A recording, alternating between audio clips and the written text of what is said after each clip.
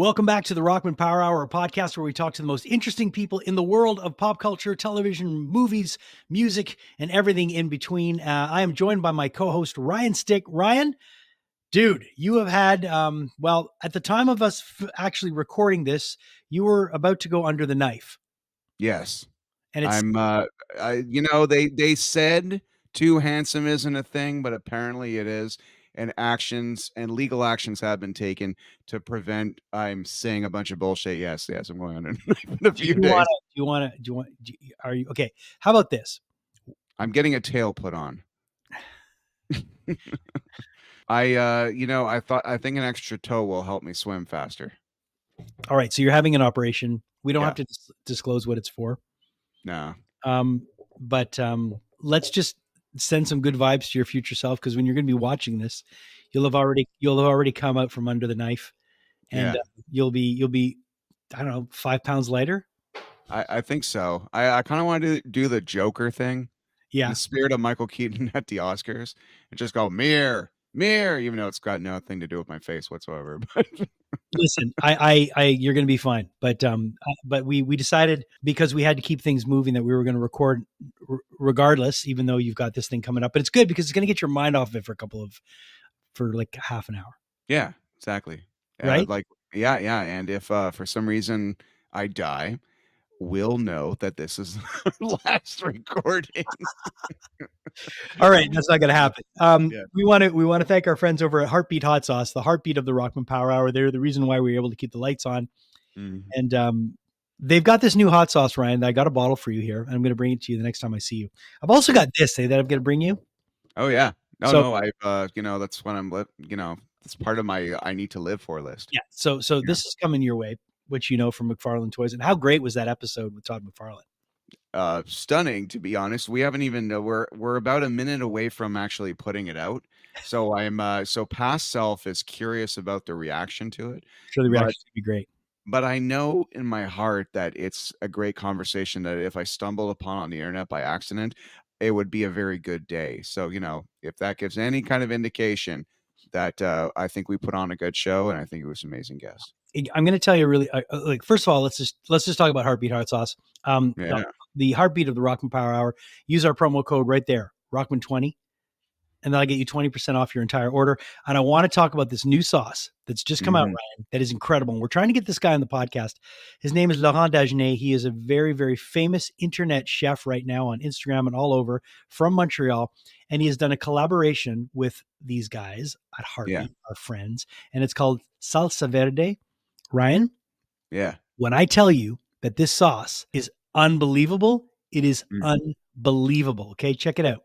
It is made, listen to the ingredients: distilled vinegar, serrano pepper, jalapeno, poblano pepper, pineapple, tomatillo, onion, lime juice, garlic, scallion, honey, olive oil, avocado oil, parsley, sea salt, cilantro, and oregano. Ryan, this thing is so good. That's a lot of ingredients. Dude, it's so good. And the chef is awesome. Laurent Dagenet is really, really cool. He kind of got his start on Instagram. He would do these things where he would light up a joint and he'd be like, let's make tacos. And then he'd go, and Yeah. I don't know if you see him. He does these quick chop videos and everything, and they're great. And the recipes look fantastic. So the guys over at Heartbeat partnered with him. This is the new one. It's called Salsa Verde. It's really, really good. I'll bring this alongside your Batman the next time I see you. Okay.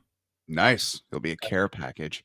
Yes. And also thanks to our friends over at Studio House Designs. That is a rad long sleeve, the Suspiria one. I love that. And yeah.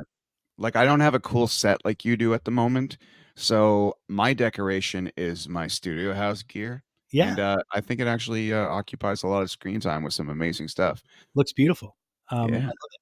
And this is the Saltburn shirt, which I don't know if you've seen Saltburn, but what a great movie. I have. Did you like it? Yes, I do. Like it was so good. It made me want to hump the ground. Oh God. I really, really like that movie. Okay. Yeah, me too. I love the actor. I love that actor though, actually. He's been in some really great stuff. He played the mysterious Joker type character in the Batman movie. Yeah.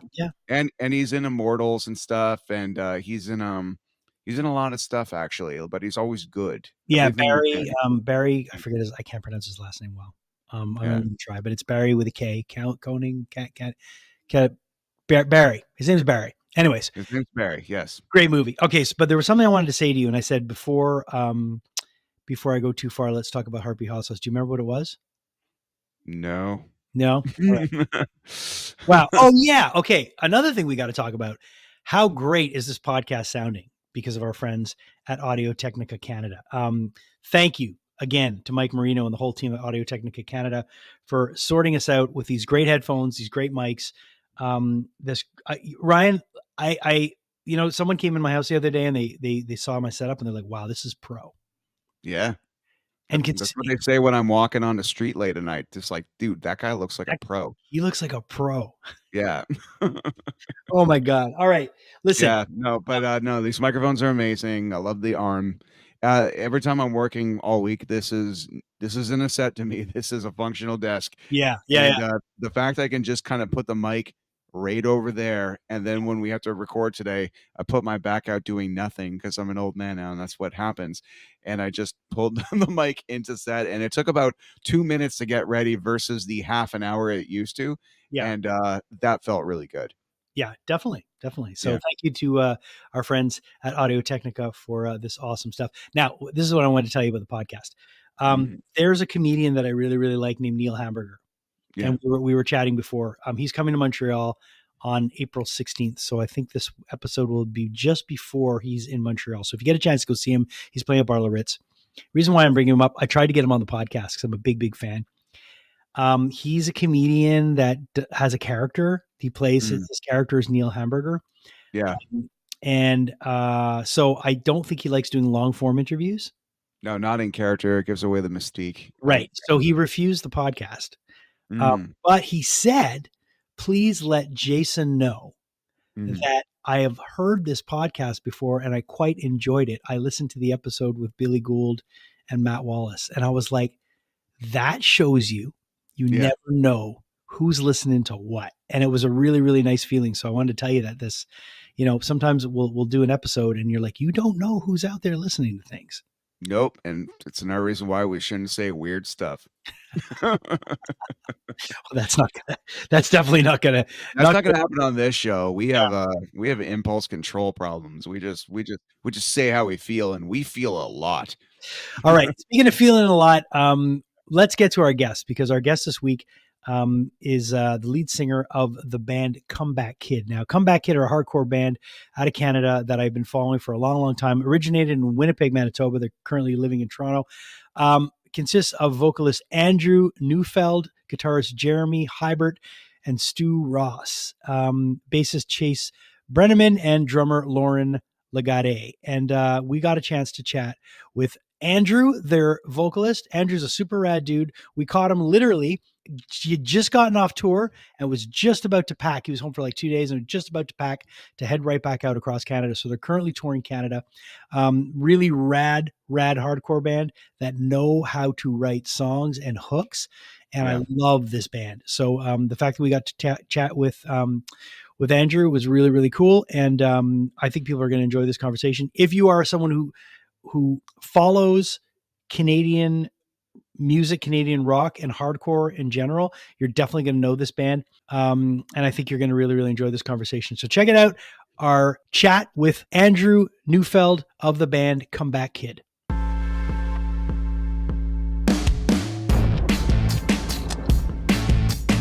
All right. We're joined by Andrew from the band Comeback Kid. You're joining us live at a very private place in Toronto. At a very private place, I mean, I got a roommate, so that's the joys of living with roommates. You know what I mean? Yeah. It looks like it's pretty nice there, though. It's not too cold. Yeah, my brother's watching TV. I don't want to disturb him. We got a lot of things to talk about. You know what I'm saying? I hear you, man. Thanks for taking the time to chat. I've always liked this band. Being a guy who grew up on New York hardcore, I just like when something's direct, when it's honest, when it has a hook.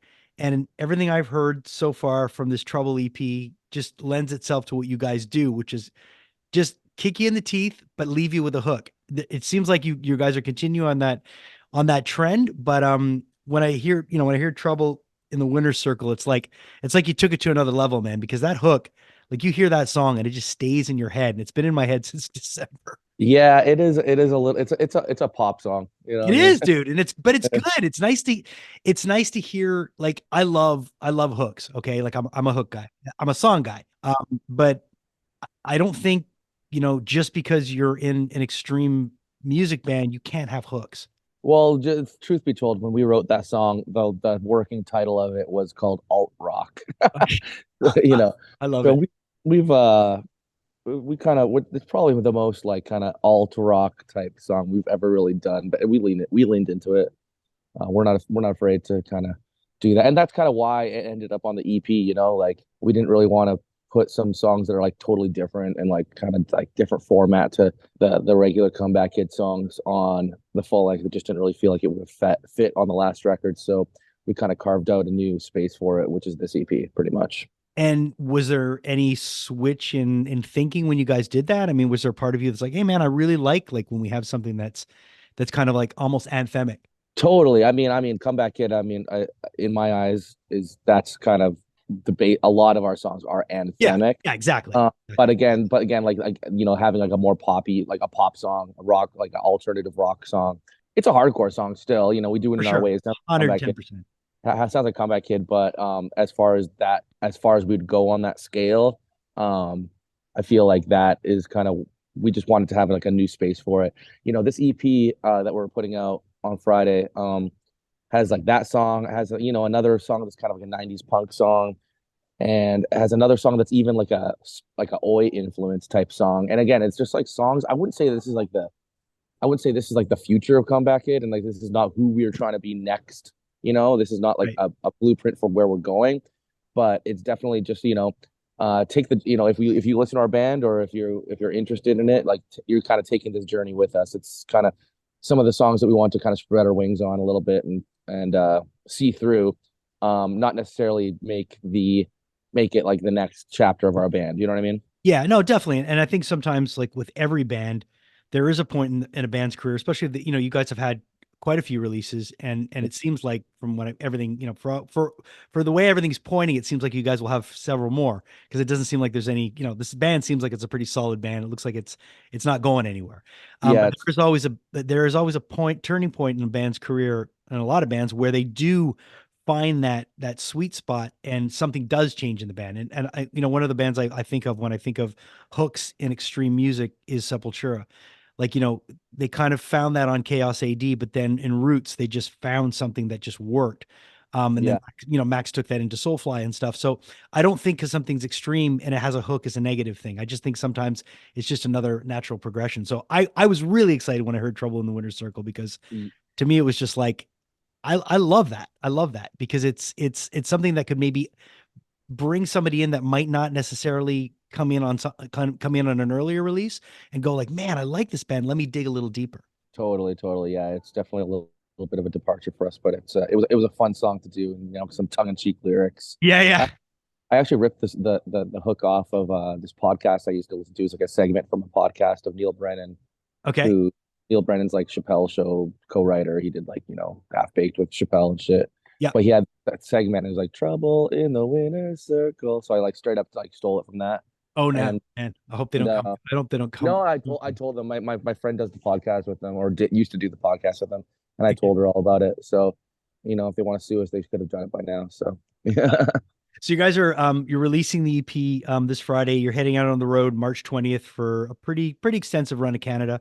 Mhm. Um, what goes through your mind when you're about to embark on another cycle? Because I mean, this is, you got a release coming, you've got tour dates coming. Obviously, from what I'm seeing, there's more stuff coming in Europe in the spring.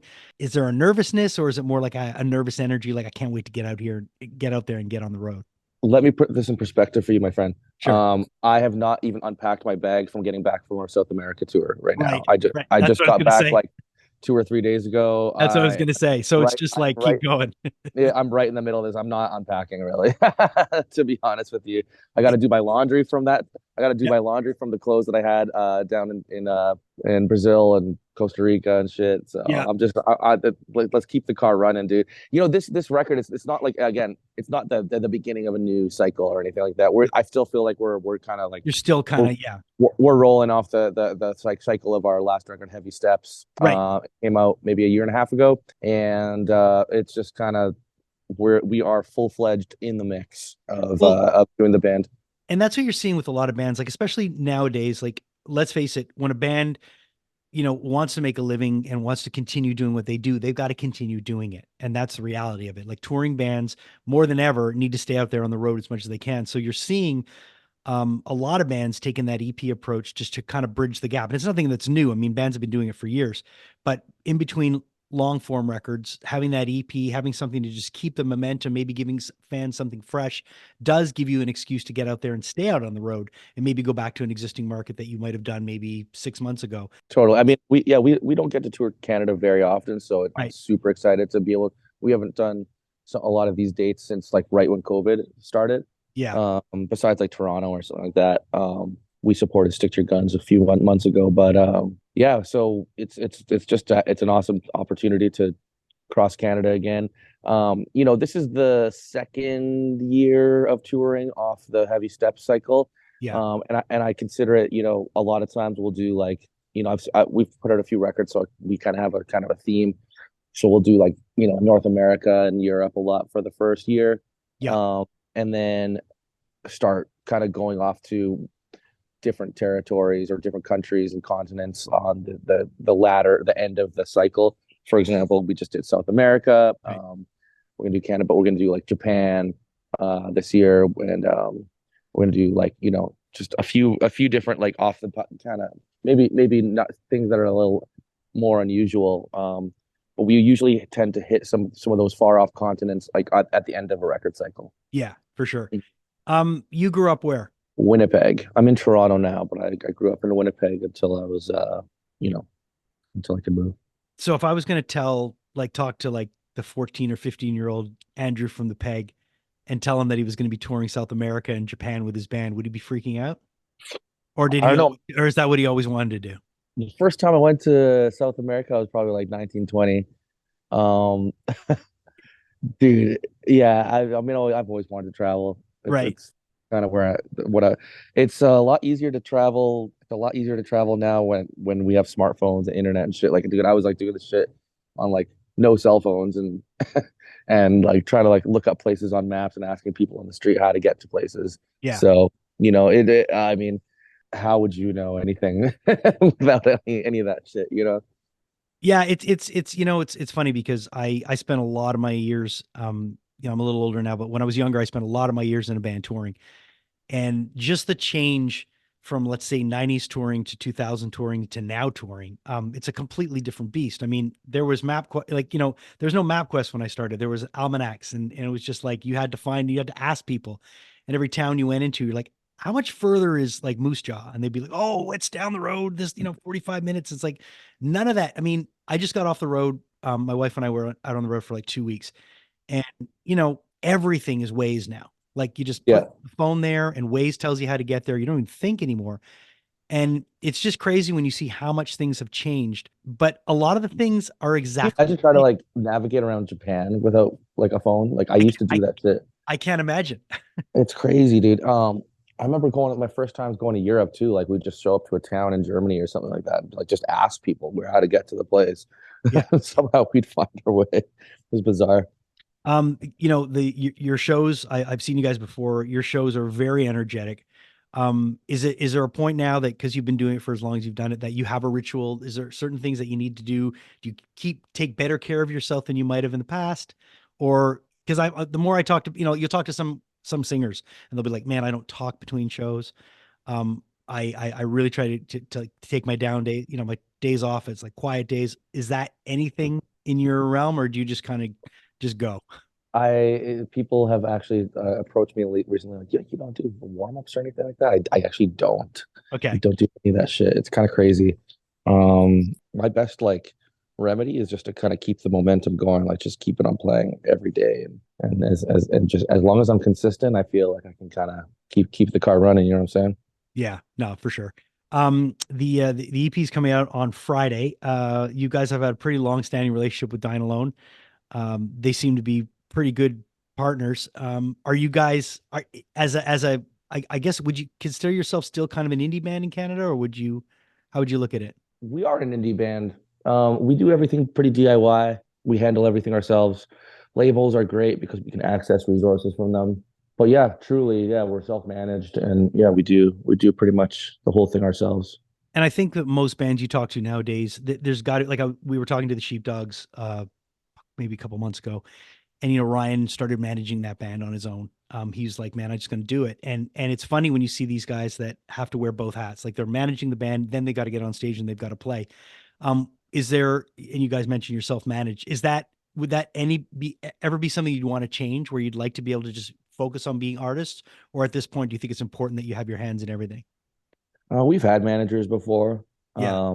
but it's kind of, we're just always so hands-on anyways. So we're like, I'll be like CC'd on like every email anyways, and sometimes it doesn't make sense if it's like a tour that I've hooked up or it's like someone else is hooked up, and then you're kind of paying a manager the like 15% or whatever to do something that you organize yourself. You know what I mean? We've had multiple managers, some that have gone on to be really, really big managers and stuff, but it just we're just always we're so hands-on with the Yeah. thing. So, so it just kind of like just makes more sense just for us to do it ourselves.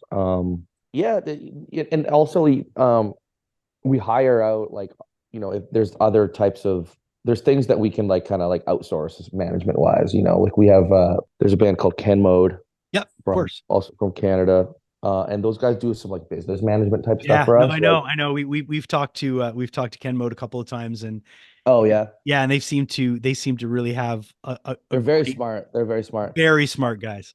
Yeah, they do like kind of like some accounting for us and like immigration and grants and like some of the stuff that I wouldn't maybe know how to do so well. So it's important, I think, if you are self-managed, just to have like, little pockets where you can kind of outsource a few things that and just kind of have your finger on the pulse of things that maybe you might have not have a handle on yourself. You know what I mean? I'm not a numbers guy or anything like that, Yeah. so it's good to have some help there. When you're not touring, and I mean, it seems like you're on the road quite a bit. What do you do? Is there anything else that you like to do? Is there anything else that you do like for a vocation? Yeah, I love my dogs, and just I just it's being at home is spending time with friends and just kind of reconnecting. But we're out quite often, I would say, for the other guys too. If it's time at home, it's family for them, the guys with kids, and dude, it's really really like I mean, yeah, like I come home and I'm just kind of catching up on sleep and Yeah. getting ready for the next tour. Like Right. that, Right. at So this point. is it different for you when you like if you don't have, let's say, the connections that the other people have to home? Is it easier for you to be out than some? Like, do you see other guys struggle where they're like, maybe saying goodnight to their wives, goodnight to their kids, missing birthdays and stuff? Is it weird to see that from another perspective? Yeah, it's I definitely like sympathize with it. Yeah. But we're trying to keep the car running here. So, Yeah, no, I know and that's the delicate balance, it's like, is trying to find like a life outside of the road when you're not touring, because a lot of people once they get off they're like, what do I do? Like, you're every night you're in a place where there's energy, there's drinks flowing, there's all this stuff that's around you that's like it's exciting. It's like your endorphins are up, and then when it stops, you get a lot of bands that get home, they're like, what the fuck do I do? You want to see your friends, you've got a Tuesday night off, and they're like, man, I'm going to bed at 9. I got work tomorrow. So is that ever a weird thing or no? oh, I love going to bed at 9. I don't really struggle with like being bored.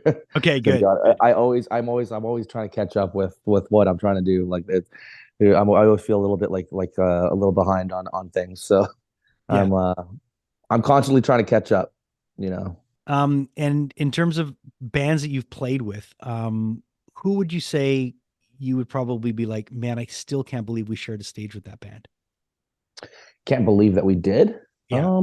Well, I'm kind of stoked that we're just doing a lot of these like last Final No Effect shows. Like that's a band that I kind of grew Yeah. up I on. was gonna, yeah, that must That's be a amazing. that's a band that I grew up on, and one of my first punk bands. And they've invited us to a lot of their not all of them, but like we've actually had to turn down a bunch because we have other festivals and things going on. But they've invited us to play a lot of their final shows last year and this year. We're going to play like Denver and Italy and stuff like with them. And I had to turn down Toronto, which sucks. We're going to be Oh in man, Europe. that's got to That suck, but it's the I home. would have been the man in my own city. Fuck, But yeah, no. So that's been kind of cool to be able to do the last No Effects shows, and I recently just did some gave some guided tours at the Punk Rock Museum in Oh yeah, Vegas, and how was that? that was awesome. They have a really really crazy thing set up there, and Yeah. I recommend anyone who wants to go to Vegas to go check it out.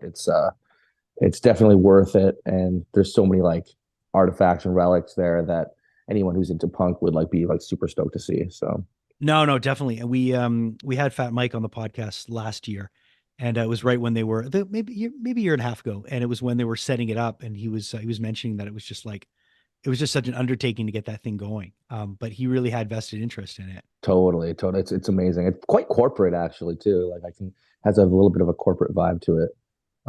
But yeah, they have their shit dialed there. It's Well, that's awesome. it. I think there's got to be a certain, when you put on, like if you've ever been to the Rock and Roll Hall of Fame in Cleveland, I haven't been there actually. it's rad, but you feel like it's like almost antiseptic. It's like this is rock and roll. It should be dirtier, like, but Hmm. there has to be some kind of organization, I guess.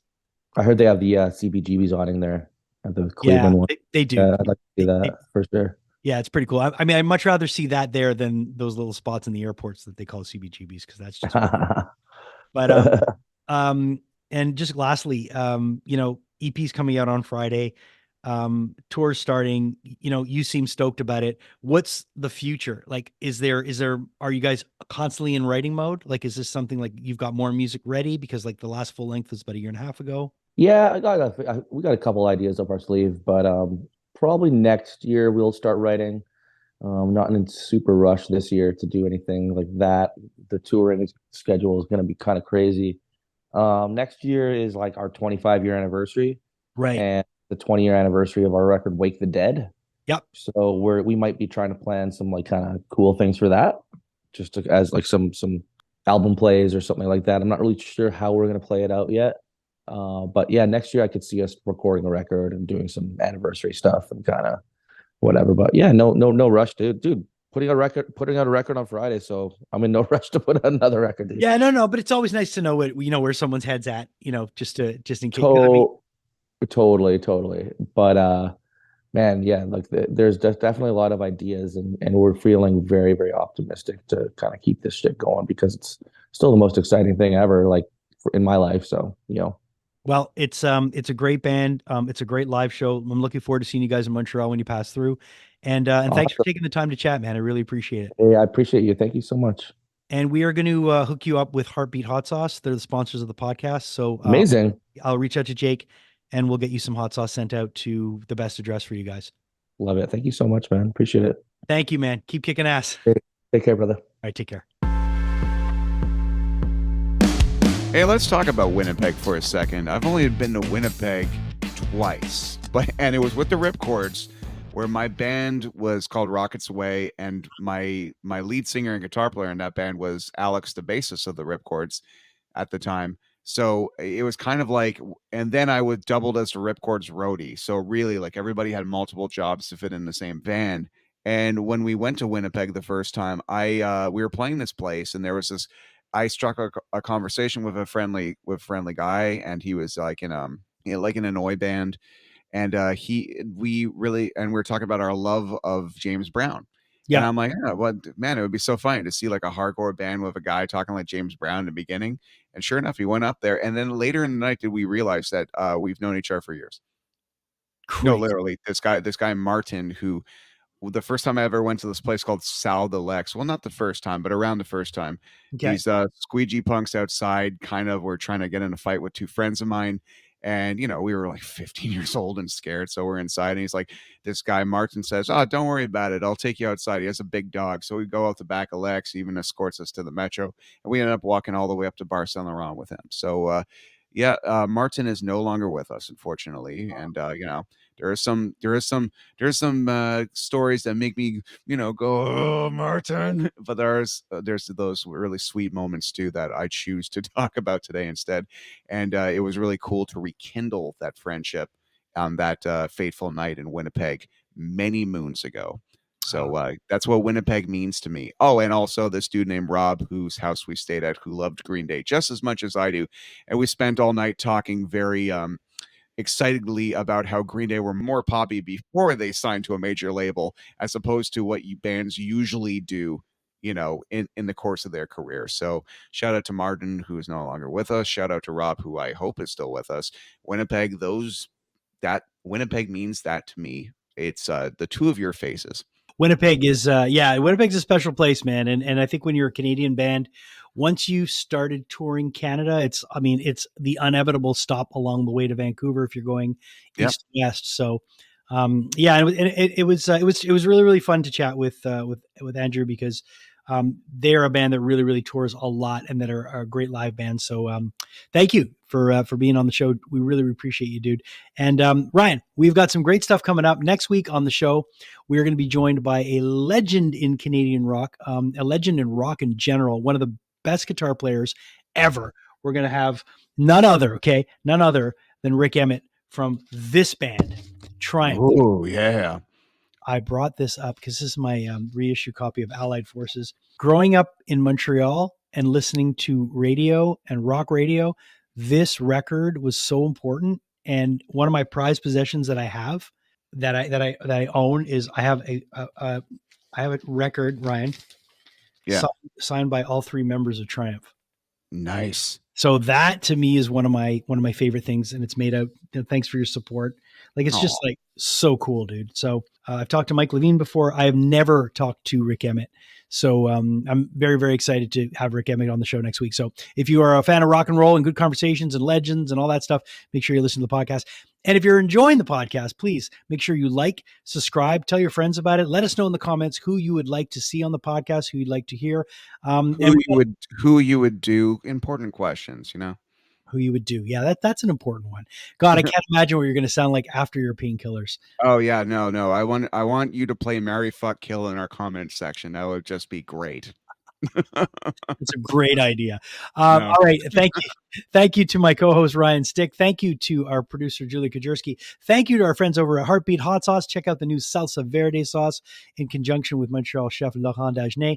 And thank you to Studio House Designs. Thank you to our friends at Audio Technica Canada for helping this podcast sound as good as it is. And thank you. Oh, yeah. Thank you to all of you. And we'll see you next time on the Rockman Power Hour.